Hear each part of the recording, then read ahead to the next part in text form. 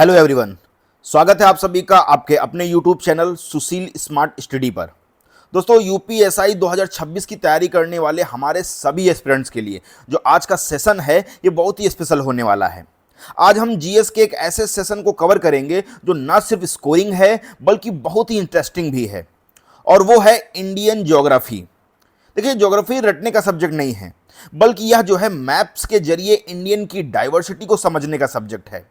और एक sub inspector के तौर पर आपको अपने देश की टोपोग्राफी और बाउंड्रीज की एक अच्छी नॉलेज होनी चाहिए। और आज की क्लास में मैंने जो क्वेश्चंस पिक किए हैं उनका लेवल मॉडरेट रखा है। हम फोकस करेंगे कि रिवर सिस्टम, माउंटेन्स, रेंज और इंपॉर्टेंट पासेस, और यूपीएसआई में हर साल जो है यहां से डायरेक्ट क्वेश्चन पूछे जाते हैं। तो आज का हमारा अप्रोच रहेगा कॉन्सेप्ट प्लस मैप, और हम सिर्फ सही ऑप्शन को टिक नहीं करेंगे बल्कि उस क्वेश्चन के पीछे के पूरे ज्योग्राफिकल कॉन्सेप्ट को समझेंगे, ताकि उससे मिलता जुलता अगर कोई भी सवाल एग्जाम में आए तो आप उससे गलत ना करें।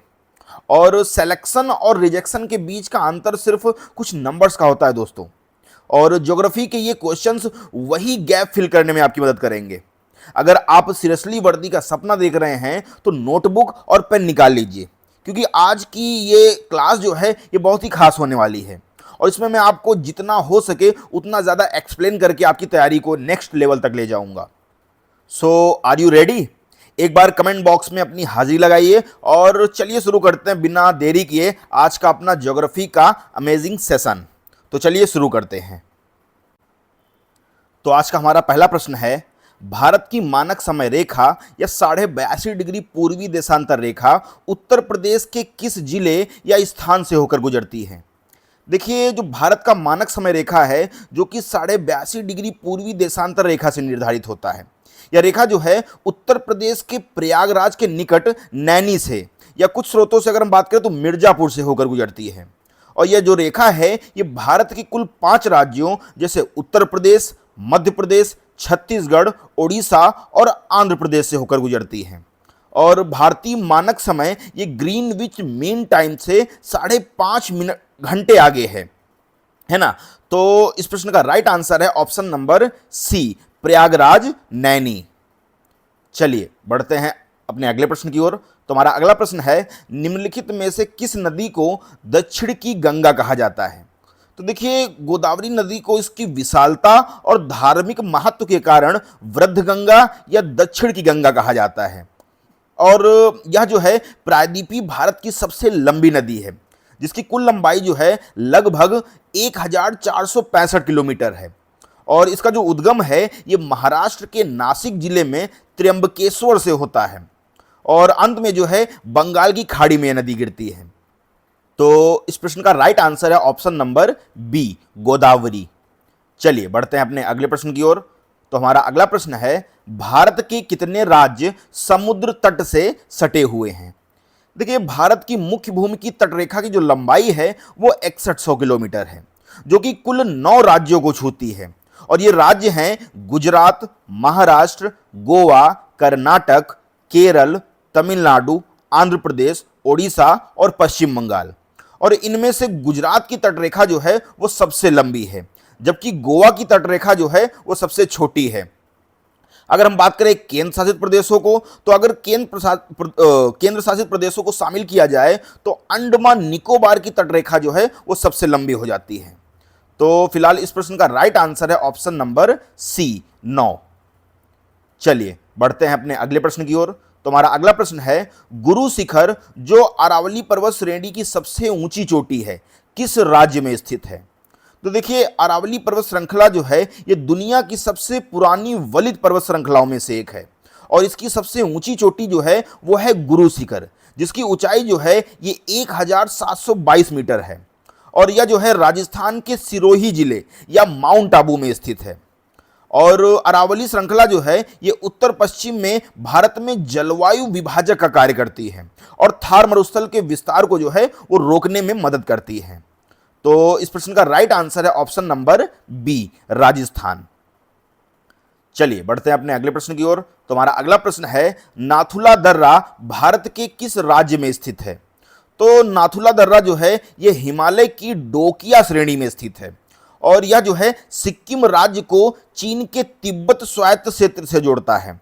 और यह जो है प्राचीन रेशम मार्ग का एक महत्वपूर्ण हिस्सा था और 1962 के भारत चीन युद्ध के बाद जो है इसे बंद कर दिया गया था, जिसे जो है 2006 में व्यापार के लिए पुनः खोला गया है।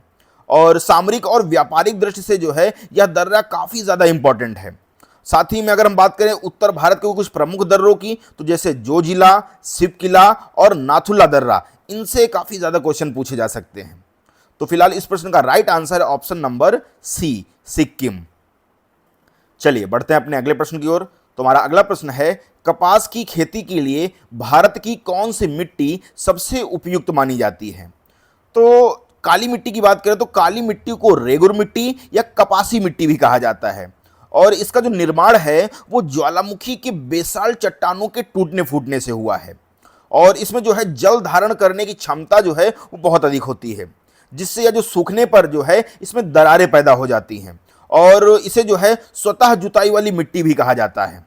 साथ ही में भारत में यह जो है मुख्य रूप से दक्कन के पठार या महाराष्ट्र और गुजरात और मध्य प्रदेश में पाई जाती है। तो इस प्रश्न का राइट आंसर है ऑप्शन नंबर सी, काली मिट्टी। चलिए बढ़ते हैं अपने अगले प्रश्न की ओर। तो हमारा अगला प्रश्न है, कर्क रेखा भारत के कितने राज्यों से होकर गुजरती है?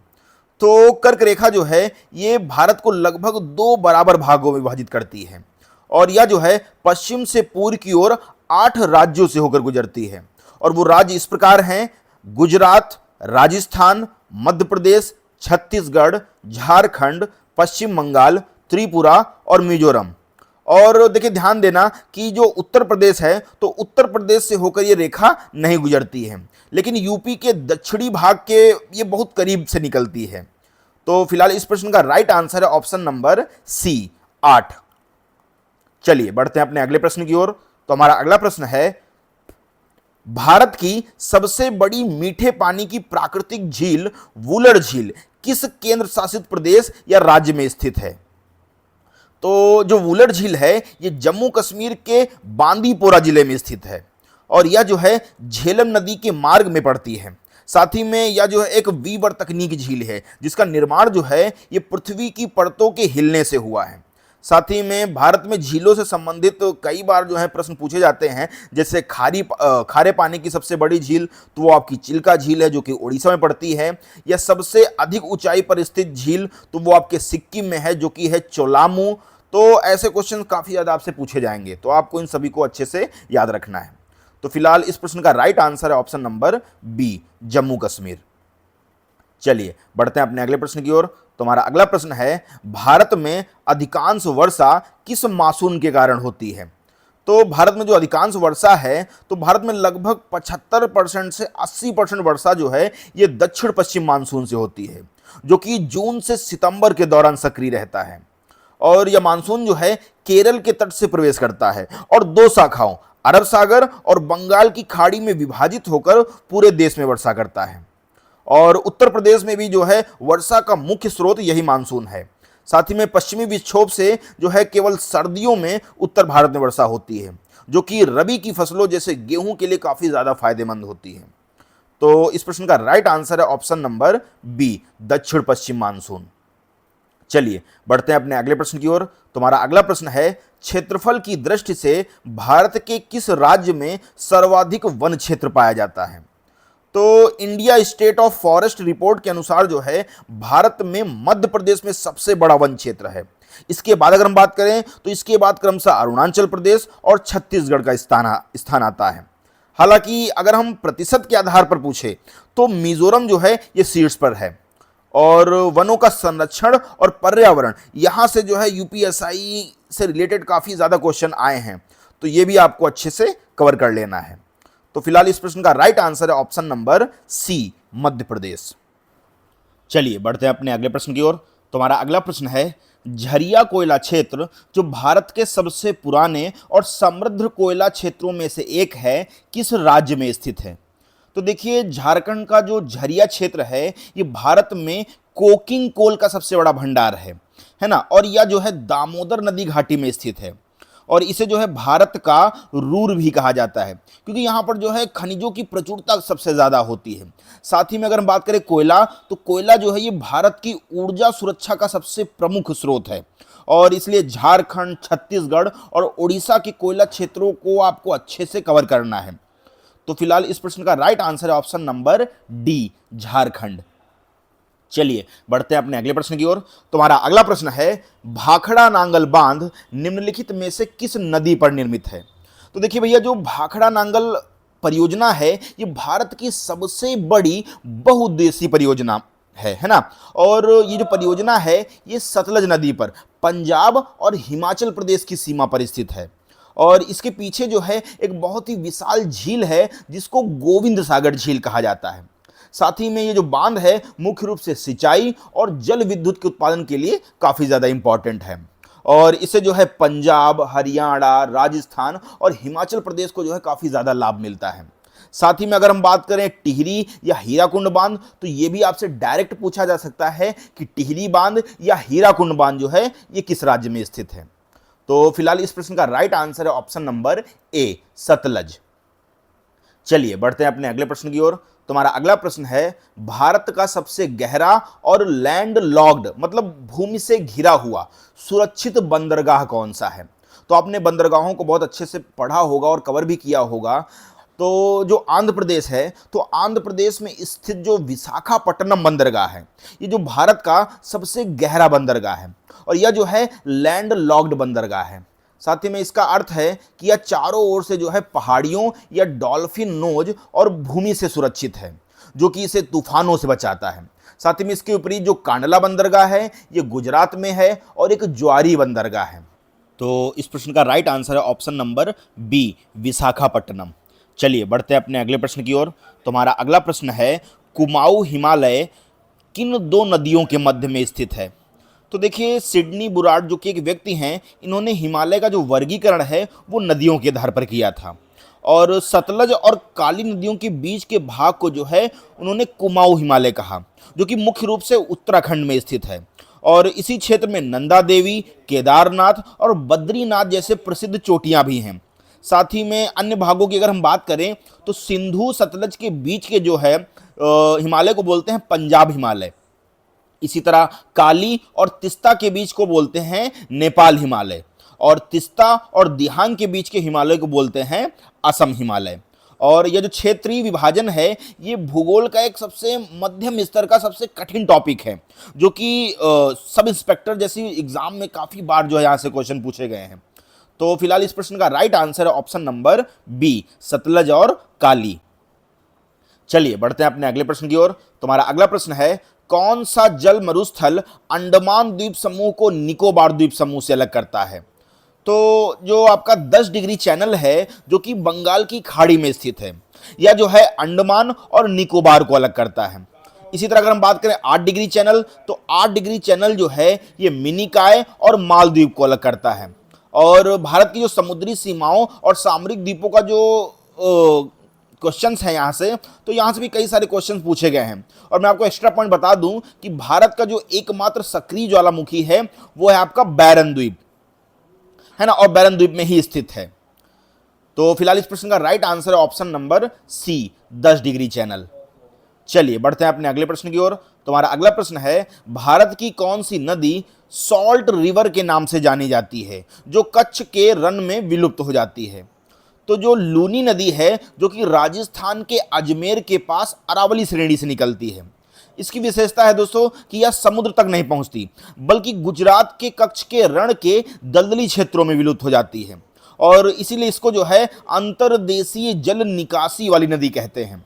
साथ ही में बालतोरा तक जो है इसका पानी मीठा रहता है, लेकिन जैसे उसके बाद चट्टानों में ये पहुंचती है तो चट्टानों में मौजूद लवड़ों के कारण जो है इसका पानी खारा हो जाता है। तो फिलहाल इस प्रश्न का राइट आंसर है ऑप्शन नंबर सी, लूनी नदी। चलिए बढ़ते हैं अपने अगले प्रश्न की ओर। तुम्हारा अगला प्रश्न है, भारत का सबसे दक्षिणी बिंदु इंदिरा पॉइंट कहाँ स्थित है? तो भारत का जो सबसे दक्षिणी बिंदु है इंदिरा पॉइंट, जो अंडमान और निकोबार द्वीप समूह के ग्रेट निकोबार पर स्थित है, और इसे जो है पहले पिग्मेलियन पॉइंट के नाम से जाना जाता था। और ध्यान दें कि अगर आपसे प्रश्न में भारत की मुख्य भूमि का दक्षिणतम बिंदु पूछा जाए तो आप जो है आंसर में कन्याकुमारी बोलेंगे। लेकिन अगर हम बात करें संपूर्ण भारत के संदर्भ में, तो संपूर्ण भारत के संदर्भ में जो है आपका इंदिरा पॉइंट आंसर होगा। साथ ही में इसकी जो शुरुआत है वो 6 डिग्री 4 मिनट से लेकर आपके 6 डिग्री 4 मिनट से इसकी शुरुआत होती है अक्षांश से। और तो फिलहाल इस प्रश्न का राइट आंसर होगा option number C, Great Nicobar. चलिए बढ़ते हैं अपने अगले प्रश्न की ओर। तुम्हारा अगला प्रश्न है, ब्रह्मपुत्र नदी जब भारत के अरुणाचल प्रदेश में प्रवेश करती है तो इसे किस नाम से जाना जाता है? तो देखिए, ब्रह्मपुत्र नदी जो है ये तिब्बत के मानसरोवर झील से निकलती है और तिब्बत में इसे जो है सांगपो कहा जाता है। साथ ही में जैसे अरुणाचल प्रदेश के नामचा बरवा चोटी के पास पहुंचती है तो वहां से ये यू टर्न ले लेती है और यह जो है भारत में प्रवेश कर जाती है, जहां इसे जो है दिहांग के नाम से जाना जाता है। और ये जो है असम की घाटी में आने के बाद जो है इसका नाम होता है ब्रह्मपुत्र। और जैसे नदी बांग्लादेश में प्रवेश करती है तो बांग्लादेश में इसे जो है जमुना के नाम से कहा जाता है। साथ ही में आप याद रखिएगा कि विश्व का जो सबसे बड़ा नदी द्वीप है वो है माजुली, जो कि आपके इसी ब्रह्मपुत्र नदी पर स्थित है। और कहाँ है? असम में स्थित है माजुली द्वीप। तो फिलहाल इस प्रश्न का राइट आंसर होगा ऑप्शन नंबर बी, दिहांग। चलिए बढ़ते हैं अपने अगले प्रश्न की ओर। तुम्हारा अगला प्रश्न है, भारत और पाकिस्तान के बीच की सीमा रेखा को किस नाम से जाना जाता है? तो भैया 1947 में जो है भारत के विभाजन के समय एक व्यक्ति थे सर सिरिल रेडक्लिफ, तो इन्हीं की अध्यक्षता में जो है इस सीमा का निर्धारण किया गया था। अगर हम बात करें मैकमोहन रेखा, तो जो मैकमोहन रेखा है ये भारत और चीन के बीच में है, जबकि जो डूरंड रेखा है ये भारत और अफगानिस्तान, जो कि वर्तमान में जो है, पहले तो ये आप कह सकते हैं पाकिस्तान, लेकिन अब इसको जो है वर्तमान में अफगानिस्तान बोलेंगे। और साथ में बता दूं कि भारत की जो सबसे लंबी अंतरराष्ट्रीय सीमा है ये बांग्लादेश के साथ लगती है और कितनी है? 4096 किलोमीटर। तो इस प्रश्न का राइट आंसर है ऑप्शन नंबर सी, रेडक्लिफ रेखा। चलिए बढ़ते हैं अपने अगले प्रश्न की ओर। तुम्हारा अगला प्रश्न है, छोटा नागपुर पठार को भारत का हृदय स्थल या खनिजों का भंडार कहा जाता है। इसका अधिकांश भाग किस राज्य में स्थित है? तो देखिए, छोटा नागपुर का पठार जो है ये मुख्य रूप से तो झारखंड में स्थित है, लेकिन इसका जो कुछ हिस्सा है वो ओडिशा, पश्चिम बंगाल और छत्तीसगढ़ में फैला हुआ है। और इसे जो है खनिजों की प्रचुरता के कारण भारत का रूर कहा जाता है। और यहां मुख्य रूप से कोयला, लोहा, अभ्रक और तांबा जैसे भारी मात्रा में जो है खनिज पदार्थ मिलते हैं। और मैं बात करूं दामोदर नदी, तो जो दामोदर नदी है वो इसी पठार के बीचों बीच अपनी भ्रंश घाटी से बहती है। तो इस प्रश्न का राइट आंसर होगा ऑप्शन नंबर सी, झारखंड। चलिए बढ़ते हैं अपने अगले प्रश्न की ओर। तुम्हारा अगला प्रश्न है, भारत का सबसे लंबा राष्ट्रीय राजमार्ग कौन सा है? तो भाई साहब, नेशनल हाईवे की अगर हम बात करें तो जो आपका राष्ट्रीय राजमार्ग 44 है ये भारत का सबसे बड़ा राष्ट्रीय राजमार्ग है, जो कि उत्तर में श्रीनगर मतलब जम्मू कश्मीर से लेकर दक्षिण में कन्याकुमारी तक है और इन दोनों को आपस में जोड़ता है।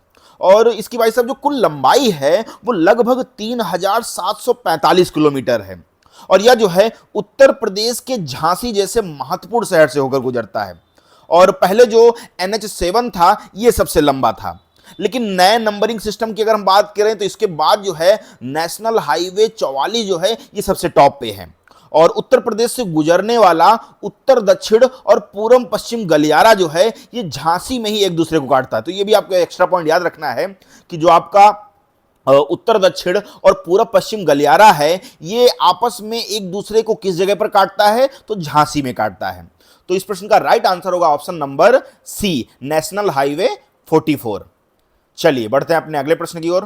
तुम्हारा अगला प्रश्न है, नीलगिरी पहाड़ियों का वह स्थान जहां पश्चिमी घाट और पूर्वी घाट आपस में मिलते हैं किस नाम से जाना जाता है?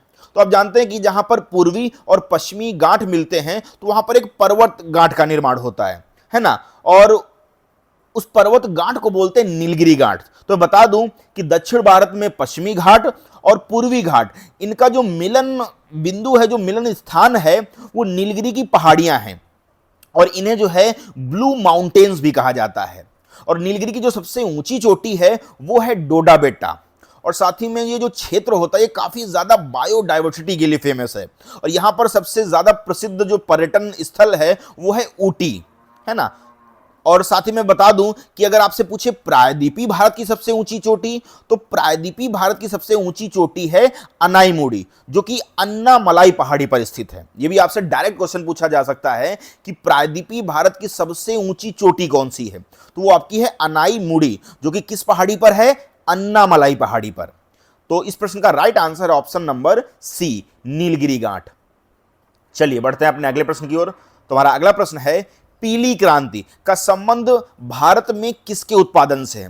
तो जितनी भी क्रांतियां हैं ये भी आपको एक बार देख के जानी है, पीली क्रांति, नीली क्रांति, है ना, और व्हाइट रेवोल्यूशन, तो ये सारे रेवोल्यूशंस आपको पढ़ के जाने हैं।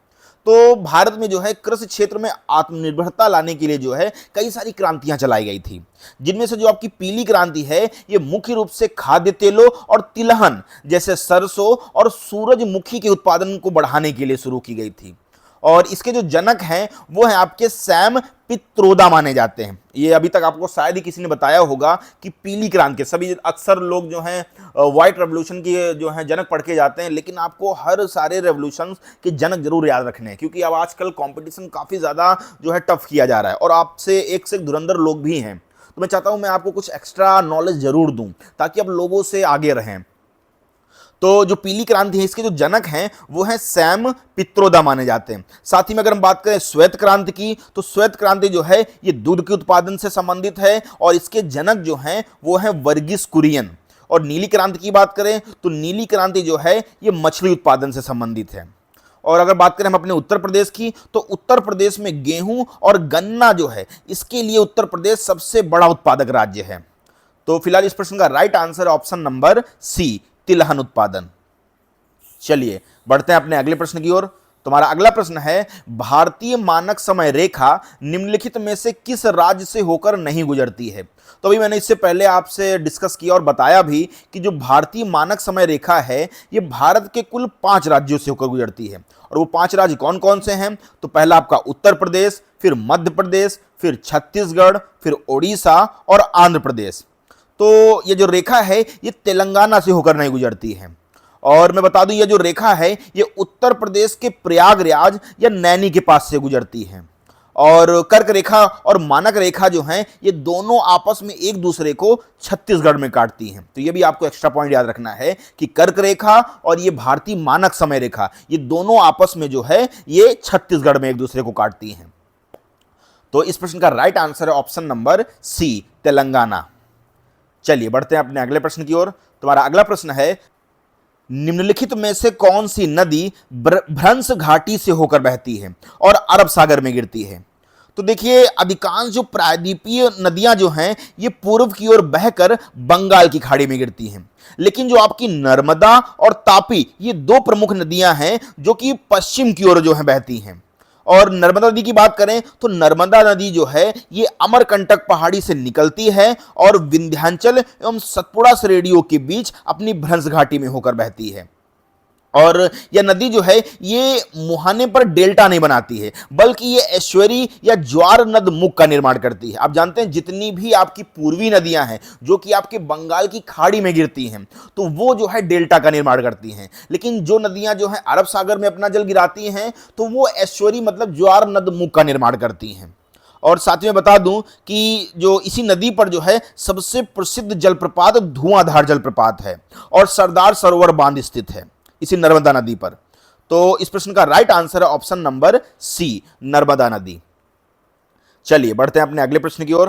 तुम्हारा अगला प्रश्न है, जिम कॉर्बेट राष्ट्रीय उद्यान जो भारत का पहला राष्ट्रीय उद्यान है किस राज्य में स्थित है। तो देखिए इसकी स्थापना जो है मैं बता दूं कि जिम कॉर्बेट नेशनल पार्क की जो स्थापना है ये 1936 में हेली नेशनल पार्क के रूप में हुई थी। और ये जो नेशनल पार्क है ये उत्तराखंड के नैनीताल जिले में स्थित है।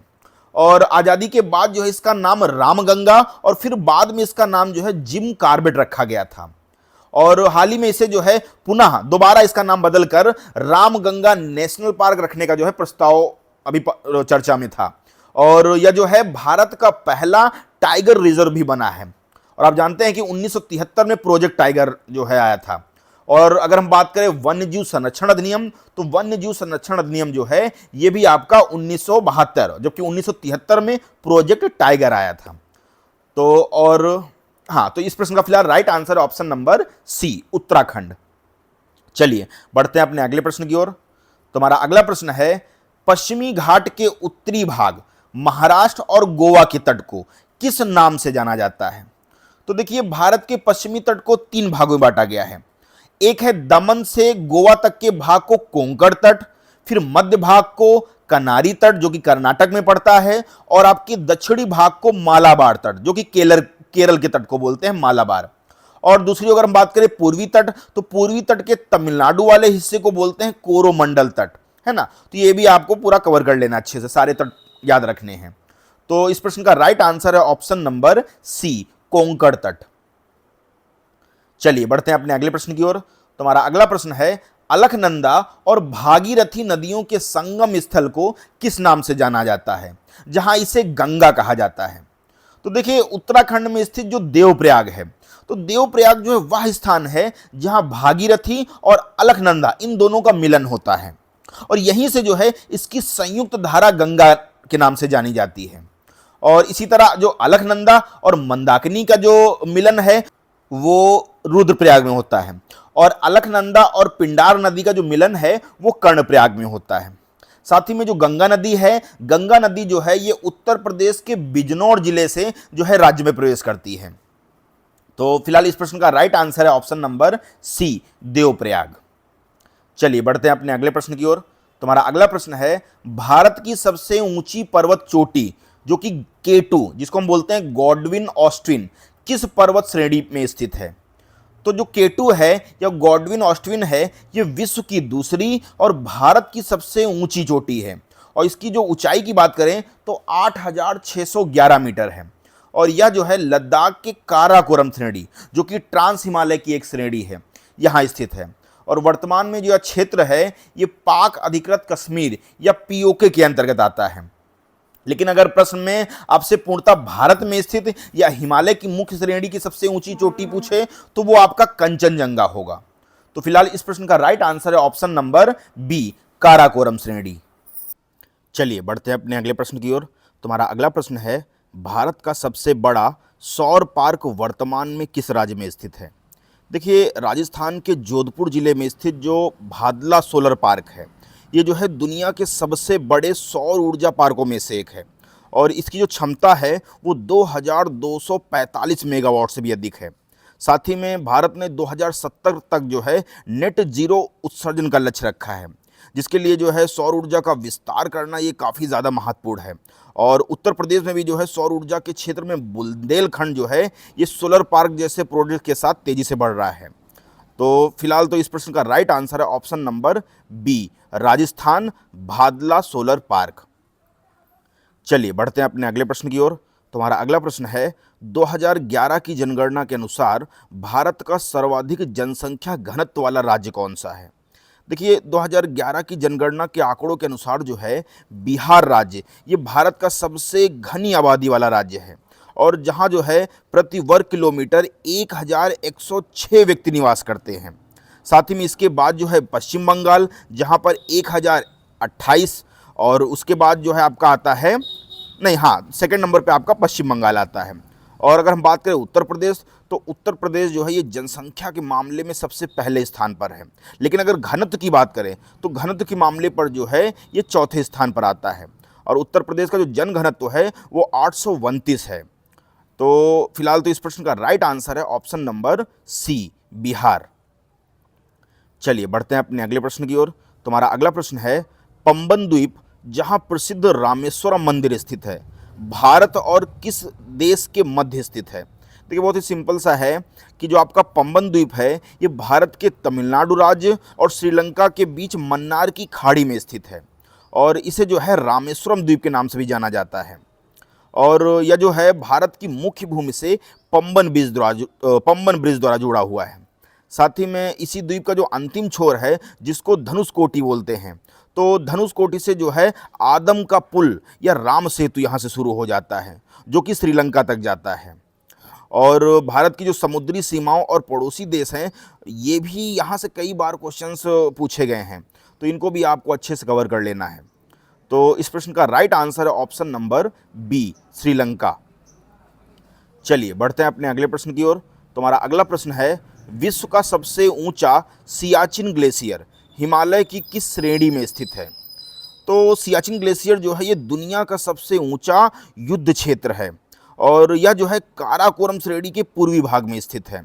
साथ ही में यह जो है ध्रुवीय क्षेत्रों के बाहर दुनिया के सबसे बड़े ग्लेशियरों में से एक है और 1984 में जो है भारतीय सेना ने ऑपरेशन मेघदूत के तहत जो है इस पर नियंत्रण प्राप्त किया था और यह जो है नुब्रा घाटी के उत्तर में स्थित है।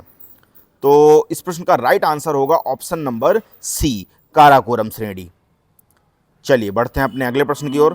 तुम्हारा अगला प्रश्न है, उत्तर पूर्वी भारत जैसे असम, नागालैंड में की जाने वाली स्थानांतरित कृषि को स्थानीय रूप से क्या कहा जाता है? तो देखिए, झूम खेती आपने सुना होगा। तो जो झूम खेती है ये एक प्रकार की आदिम कृषि पद्धति है जिसमें होता क्या है कि जंगल के एक हिस्से को काट कर उसको जलाकर साफ किया जाता है और फिर वहाँ जो है खेती की जाती है। इससे होता क्या है कि मिट्टी की जो उर्वरता है वो समाप्त होने पर किसान जो है दूसरे स्थान पर चले जाते हैं और ये जो है अपनी जगह को बार बार बदलते रहते हैं, इसलिए इसका नाम पड़ा है स्थानांतरित खेती। मतलब जब तक उस मिट्टी में उर्वरता रहती है तब तक वो लोग खेती करेंगे और जैसे उस मिट्टी की उर्वरता खत्म हो जाती है तो वो उस स्थान को छोड़ के किसी दूसरे स्थान पर खेती करना चालू कर देते हैं और इसे जो है कर्तन एवं दहन कृषि भी कहते हैं। हालांकि यह जो है पर्यावरण के लिए हानिकारक है, लेकिन जनजातीय क्षेत्रों में जो है यह आज भी प्रचलित है और अलग अलग राज्यों में जो है इसके अलग अलग नाम हैं। जैसे अगर हम बात करें उड़ीसा में, तो उड़ीसा में बोलते हैं पोडू और केरल की बात करें तो केरल में से बोलते हैं पोनम। तो फिलहाल इस प्रश्न का राइट आंसर है ऑप्शन नंबर सी, झूम। चलिए बढ़ते हैं अपने अगले प्रश्न की ओर। तुम्हारा अगला प्रश्न है, भारत के मुख्य भूभाग को श्रीलंका से अलग करने वाली जलसंधि का नाम क्या है? तो यहाँ आपसे स्ट्रेट पूछा जा रहा है। तो देखिए, जो पाक जलसंधि है ये भारत के तमिलनाडु राज्य और श्रीलंका के उत्तरी प्रांत के बीच में स्थित एक जल डमरूमंडल है और यह जो है उत्तर पूर्व में पाक की खाड़ी को दक्षिण पश्चिम में मन्नार की खाड़ी से जोड़ता है और इसका नाम जो है ये मद्रास प्रेसिडेंसी के गवर्नर रॉबर्ट पाक के नाम पर रखा गया है। तो इस प्रश्न का राइट आंसर है ऑप्शन नंबर बी, पाक जल संधि। चलिए बढ़ते हैं अपने अगले प्रश्न की ओर। तुम्हारा अगला प्रश्न है, गंगा नदी की कौन सी एकमात्र सहायक नदी है जिसका उद्गम मैदानी भाग से होता है? तो ये भी तो आपने पढ़ा ही है। फिलहाल बहुत ही सिंपल सा प्रश्न है कि गंगा की ऐसी कौन सी सहायक नदी है जो कि मैदानी भाग से निकलती है? तो वो है गोमती नदी। और गोमती नदी का जो उद्गम है ये उत्तर प्रदेश के पीलीभीत जिले के फुल्लहर झील, ये इसको हम पंगैली फुल्लहर ताल बोलते हैं, यहाँ से होता है। और यह जो है गंगा की उन दुर्लभ सहायक नदियों में से एक है जो हिमालय या पहाड़ों से न निकलकर मैदानी भागों से निकलती हैं। और ये जो है उत्तर प्रदेश की राजधानी लखनऊ ये इसी नदी के तट पर है ना। जो लखनऊ शहर है ये गोमती नदी के तट पर स्थित है। साथ ही में अगर हम बात करें जौनपुर और सुल्तानपुर, तो जौनपुर और सुल्तानपुर जो हैं ये गोमती नदी के शहर पर ही स्थित प्रमुख शहर हैं। तो इस प्रश्न का राइट आंसर है ऑप्शन नंबर सी, गोमती। चलिए बढ़ते हैं अपने अगले प्रश्न की ओर। तुम्हारा अगला प्रश्न है, भारत का प्रसिद्ध धुआंधार जलप्रपात किस नदी पर स्थित है? तो धुआंधार जलप्रपात जो है ये मध्य प्रदेश के जबलपुर के पास भेड़ा घाट में स्थित है और यह जो है नर्मदा नदी पर बना हुआ है, जहाँ नदी जो है संगमरमर की चट्टानों के बीच से गिरती है, जिससे होता क्या है कि जो पानी के कण हैं ये धुएं की तरह उड़ते हुए दिखाई देते हैं, है ना। इसीलिए उसका नाम पड़ा है धुआंधार जलप्रपात। अगर हम बात करें जोग जलप्रपात की, तो जोग जलप्रपात जो है ये सारावती नदी पर स्थित है। तो आपको जितने भी जलप्रपात हैं इन सभी को आपको अच्छे से पढ़ लेना है। और मैं बता दूं कि जो नर्मदा नदी है ये अमरकंटक से निकलती है। तो इस प्रश्न का राइट आंसर है ऑप्शन नंबर बी, नर्मदा नदी। चलिए बढ़ते हैं अपने अगले प्रश्न की ओर। तुम्हारा अगला प्रश्न है, सरदार सरोवर परियोजना से लाभान्वित होने वाले राज्यों का सही समूह कौन सा है?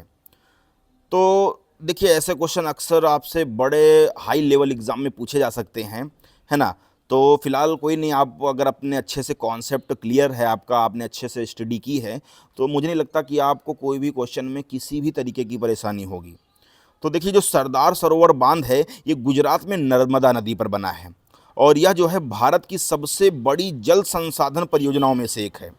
और इस बांध से जो है उत्पन्न बिजली का सर्वाधिक हिस्सा लगभग 57% जो है ये मध्य प्रदेश को मिलता है, जबकि जल का सबसे अधिक लाभ जो है ये गुजरात का होता है। साथ ही में राजस्थान की बात करें तो राजस्थान को जो है इस परियोजना से केवल सिंचाई के लिए पानी मिलता है।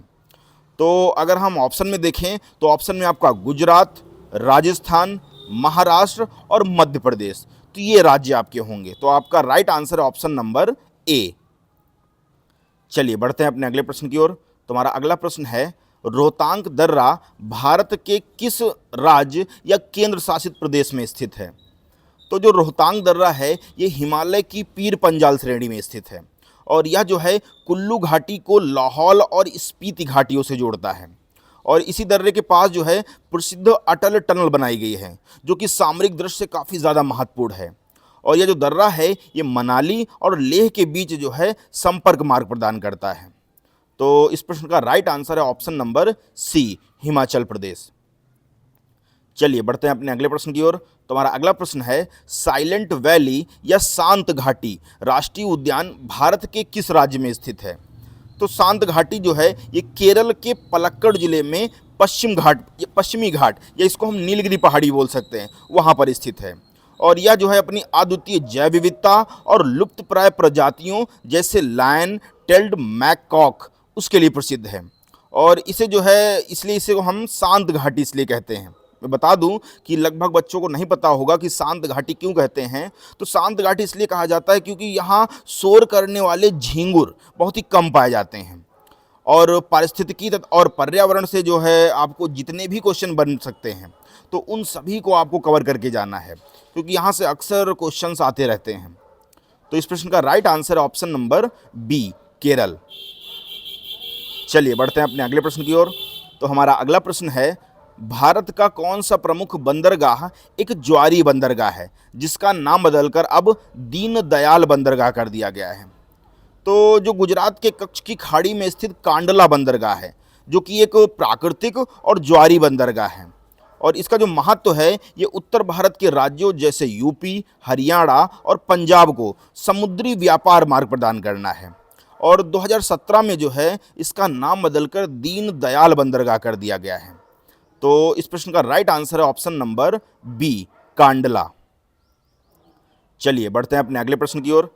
तुम्हारा अगला प्रश्न है, अनाईमुड़ी जो दक्षिण भारत और प्रायद्वीपीय भारत की सबसे ऊंची चोटी है ये किस राज्य में स्थित है? तो अभी मैंने इससे पहले क्वेश्चन में आपको बताया कि जो अनाईमुड़ी है जिसकी ऊंचाई जो है लगभग 2695 मीटर है, यह जो है केरल के इडुक्की जिले में अन्नामलाई पहाड़ियों पर स्थित है।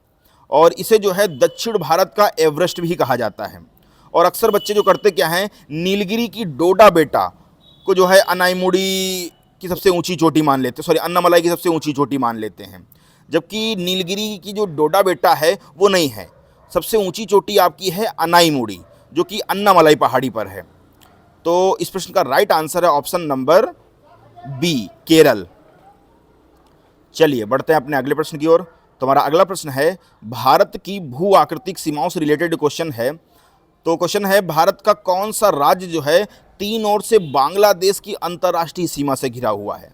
तो अगर आपकी मैप पे अच्छी पकड़ है तो आप ये क्वेश्चन बहुत ही ईजिली कर सकते हैं। और मैप, मैं तो कहता हूँ ज्योग्राफी अगर आप पढ़ रहे हैं तो मैपिंग से पढ़िए, क्योंकि मैप से पढ़ेंगे तो आपका 1% कोई भी डाउट रह नहीं जाएगा, सारी चीज़ एकदम क्लियर रहेंगी। तो भारत का कौन सा राज्य जो है वो तीन ओर से बांग्लादेश की अंतर्राष्ट्रीय सीमा से घिरा है? तो वो है त्रिपुरा। और त्रिपुरा जो है ये भारत का एकमात्र ऐसा राज्य है जो उत्तर, दक्षिण और पश्चिम मतलब तीनों ओर से बांग्लादेश की सीमा से घिरा हुआ है। और भारत और बांग्लादेश के बीच इस सीमा को जो है शून्य रेखा भी कहा जाता है। आपको याद रखना है कि भारत और बांग्लादेश की जो बीच की सीमा रेखा है इसको शून्य रेखा कहते हैं।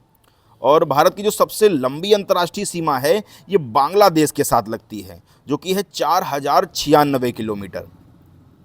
तो इस प्रश्न का राइट आंसर है ऑप्शन नंबर सी, त्रिपुरा। चलिए बढ़ते हैं अपने अगले प्रश्न की ओर।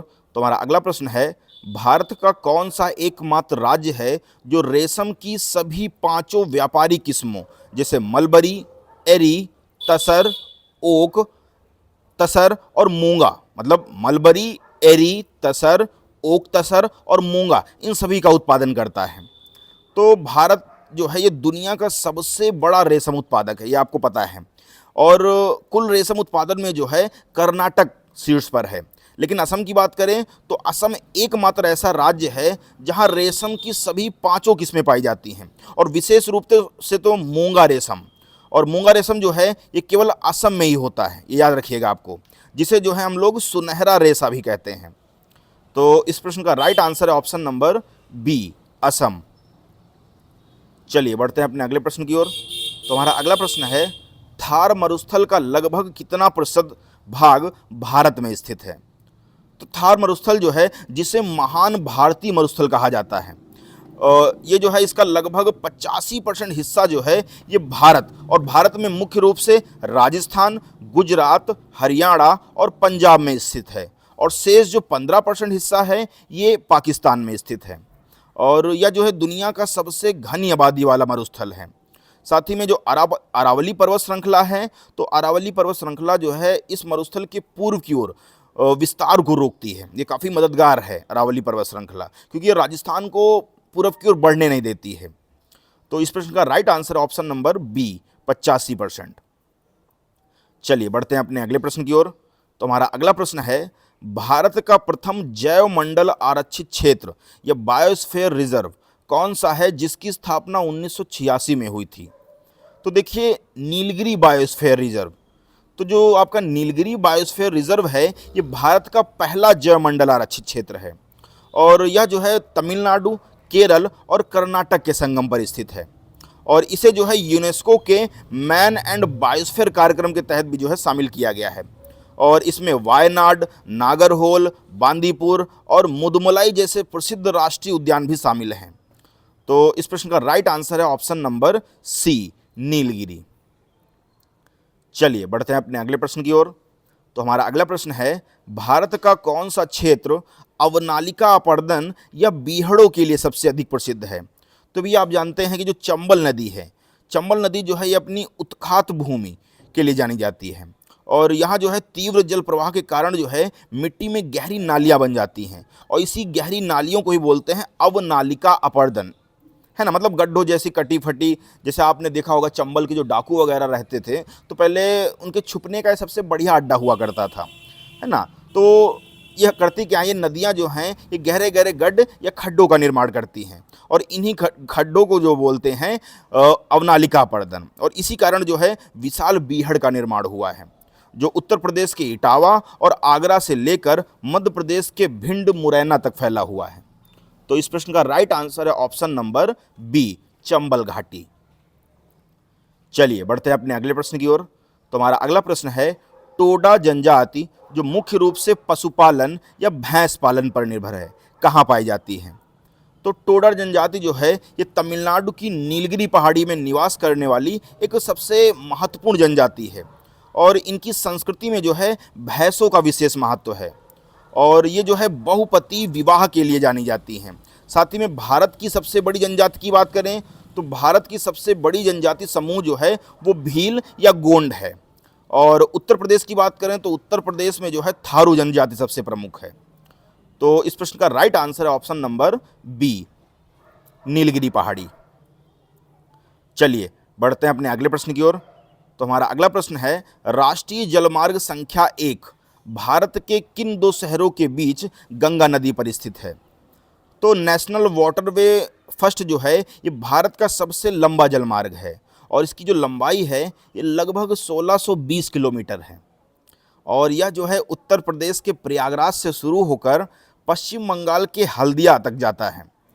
और यह जो है गंगा, भागीरथी, हुगली इन नदी तंत्र पर जो है यह जो है गंगा, भागीरथी, हुगली नदी तंत्र पर जो है विकसित हुई है। और यह जो है जलमार्ग उत्तर प्रदेश की अर्थव्यवस्था और माल परिवहन के लिए जो है एक गेम चेंजर साबित हो रहा है। और साथ ही में वाराणसी में जो बना मल्टी मॉडल टर्मिनल है वो इसी का ही हिस्सा है। और मैं बता दूं कि परिवहन के जितने भी साधन हैं, चाहे वो सड़क हो, रेल हो या जल हो, इन सभी से अक्सर यूपीएसआई के ज्योग्राफी सेक्शन में या करंट अफेयर से रिलेटेड यहाँ से क्वेश्चंस पूछे जा सकते हैं। तो फिलहाल तो इस प्रश्न का राइट आंसर है प्रयागराज से हल्दिया। और आज का हमारा लास्ट प्रश्न है, समुद्र में भारत का अनन्य आर्थिक क्षेत्र तटरेखा से कितनी समुद्री मील तक विस्तारित है? तो देखिए, जो अनक्लोज था, अनक्लोज का फुल फॉर्म होता है United Nation Convention on the Law of the Sea, और इसी अनक्लोज के अनुसार जो है समुद्र की सीमाएं निर्धारित की गई हैं कि किस देश को कितनी कितनी सीमाओं तक जो है उसको अधिकार है। तो अगर हम बात करें आपके भारत का अनन्य आर्थिक क्षेत्र की, तो देखिए अनन्य आर्थिक क्षेत्र के अनुसार जो है किसी भी देश की तटरेखा से 200 समुद्री मील तक जो क्षेत्र होगा वो अनन्य आर्थिक क्षेत्र होगा। और इस क्षेत्र में जो है भारत को समुद्री संसाधनों जैसे मछली, तेल, गैस के दोहन और वैज्ञानिक अनुसंधान करने का पूर्ण अधिकार है। इसी तरह जो 12 समुद्री मील है, तो 12 समुद्री मील को क्षेत्रीय जल कहा जाता है ना। और इसी तरह आपका अगला होता है 24 समुद्री मील। तो 3 समुद्री सीमाएं हैं, 12 समुद्री मील, 24 समुद्री मील और 200 समुद्री मील। तो फिलहाल तो इस प्रश्न का राइट आंसर है ऑप्शन नंबर सी, 200 मील। तो फिलहाल आज की क्लास यहीं तक रखते हैं। आई होप कि आपको ये क्लास पसंद आई होगी, और अगर आपको पसंद आई है तो इस वीडियो को ज़रूर लाइक करें और अपने उन दोस्तों को शेयर करें जिनको सच में इस वीडियो की ज़रूरत है और वो सच में चाहते हैं कि उनको इस बार सिलेक्शन लेना है। तो फिलहाल तो मैं पूरी कोशिश कर रहा हूं कि हर सब्जेक्ट पे मैं आपको वो टॉप क्वेश्चंस दूं जो कहीं ना कहीं आपके सिलेक्शन को एक कदम आगे बढ़ाएं, और आपको इधर उधर देखना ना पड़े या सर्च ना करना पड़े या अलग से कोई भी कंटेंट ना पढ़ना पड़े। बस एक ही वीडियो में आपका जो है सारा जितना भी इम्पोर्टेंट चीज़ें हैं वो सब कवर हो जाएँ। तो मेरी बस छोटी सी कोशिश है, और अब एग्ज़ाम के लिए बहुत ही कम टाइम बचा है। 14 और 15 मार्च को जो है पेपर होना है, तो मैं चाहता हूं कि आप अगर जा रहे हैं तो ये वीडियो ज़रूर देख के जाएं। आई होप कि आपको इन वीडियोस का पूरा फ़ायदा मिलेगा। तो चलिए, थैंक यू सो मच, और जाते जाते आप इस चैनल को सब्सक्राइब जरूर कर लीजिएगा और वीडियो को लाइक ज़रूर कर लीजिएगा, और ऐसी हमारी जो है वीडियोस से जुड़े रहिए। आई होप कि आपका साथ हम नहीं छोड़ेंगे और आप हमारा भी नहीं छोड़ेंगे। तो तब तक के लिए जय हिंद, जय भारत।